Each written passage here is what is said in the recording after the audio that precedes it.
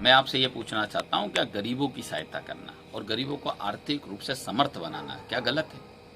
और यदि ये गलत नहीं है तो देश के प्रधानमंत्री नरेंद्र मोदी जी राहुल गांधी जी की बात क्यों नहीं मानते हैं?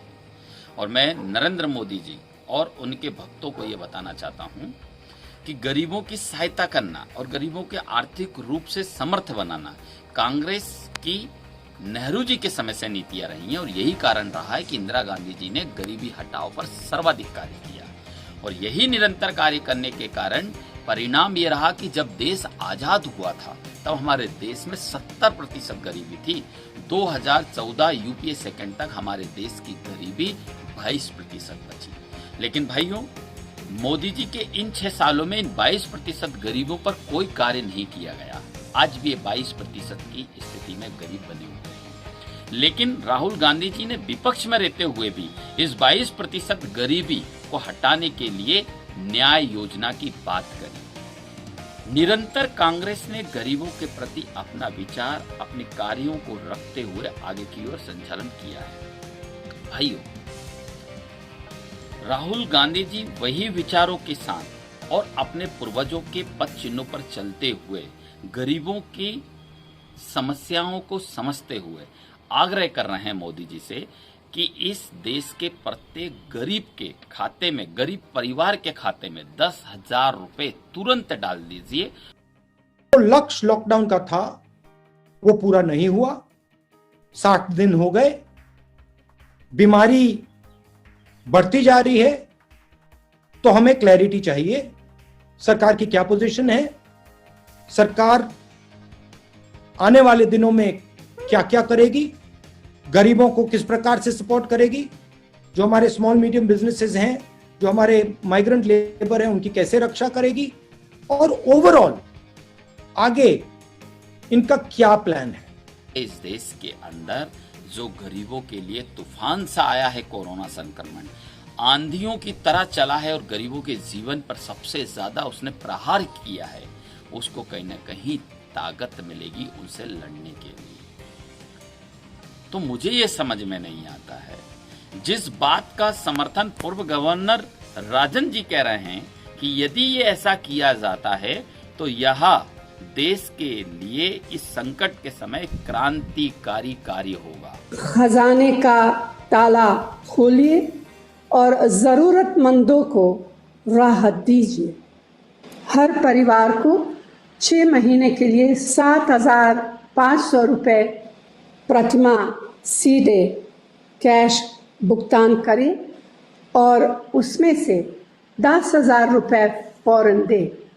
मजदूरों को सुरक्षित और मुफ्त यात्रा का इंतज़ाम करके घर पहुंचाइए और उनके लिए रोजी रोटी और राशन का इंतज़ाम भी करें। महात्मा गांधी नरेगा में 200 दिन का काम सुनिश्चित करें, जिसे गांव में ही रोजगार मिल सके। छोटे और लघु उद्योगों को लोन देने की बजाय आर्थिक मदद दीजिए ताकि करोड़ों नौकरियां भी बचे और देश की तरक्की भी हो। आदरणीय मोदी जी, जिस तरीके के देश के हालात बने हैं, जो मजदूरों को पलायन करके अपने घरों में जाना पड़ा, 2-2 महीने से सबके काम धंधे बंद हैं और देश की अर्थव्यवस्था में भी जितनी जल्दी हो नगद डालने का प्रयास करना चाहिए, जिससे कि देश की अर्थव्यवस्था बूस्ट हो। आपसे अनुरोध है कि राहुल जी हर बार अनुरोध कर रहे हैं, एक्सपर्ट्स अनुरोध कर रहे हैं, रघुराम राजन पूर्व गवर्नर इस बात का अनुरोध देश से कर चुके हैं कि मजदूरों को 10,000 रुपए तत्काल उनके खाते में डालना चाहिए, जिनसे कि वो लॉकडाउन का पालन करते उस महामारी में लड़ने में सहयोग कर सके, और 7,500 रुपया महीना डायरेक्ट न्याय योजना के जो एक कंसेप्ट था उसके अनुसार इनके खाते में डलना चाहिए, जिससे कि मजदूर को लगे कि मेरी सरकार है और देश की सरकार सबसे गरीब की सरकार होती है। आपसे अनुरोध है, इसको राजनीतिक पुट से न लें। देश की अर्थव्यवस्था आज नेशनलिज्म के नाम पे सुधारना और उनकी गरीबों की सेवा करना, जरूरतमंदों की सेवा करना हमारी और आपका दायित्व है। धन्यवाद। 10,000 रुपए की मांग कि हर जरूरतमंद के अकाउंट में तुरंत 10,000 रुपए डाले जाएं, ये एक मांग है हमारी। दूसरी मांग, कि अगले 6 महीनों के लिए प्रति माह 7,500 रुपए जरूरतमंदों के अकाउंट में डाले जाएं।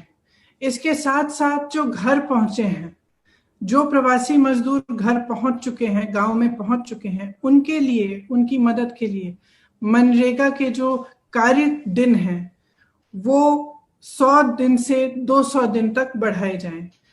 जो छोटे व्यापारी हैं, जो लॉकडाउन के असर से जूझ रहे हैं, जिनके पास 2 महीनों से कोई बिजनेस नहीं है, जो छोटे दुकानदार हैं, बुनकर है, छोटे व्यापारी हैं, उनकी मदद के लिए सरकार कुछ करे, एक वित्तीय पैकेज दे जिससे कर्ज ना हो उन पर, जिससे उनके हाथों में भी पैसा आए, ताकि वह इन मुश्किल समय में अपना गुजारा कर पाए। कि जो सरकार अरबों रुपए विदेश यात्राओं पे खर्च कर सकती है, जो सरकार 68,000 करोड़ अपने करीबी व्यापार, अपने करीबी उद्योगपतियों के माफ कर सकती है, जो सरकार विदेशों से दूसरे देशों के राष्ट्रपति और प्रधानमंत्रियों को अपने देशों में बुला सकती है, अरबों रुपए खर्च कर सकती है उनके ऊपर, जो सरकार हमारे आदरणीय सरदार वल्लभ भाई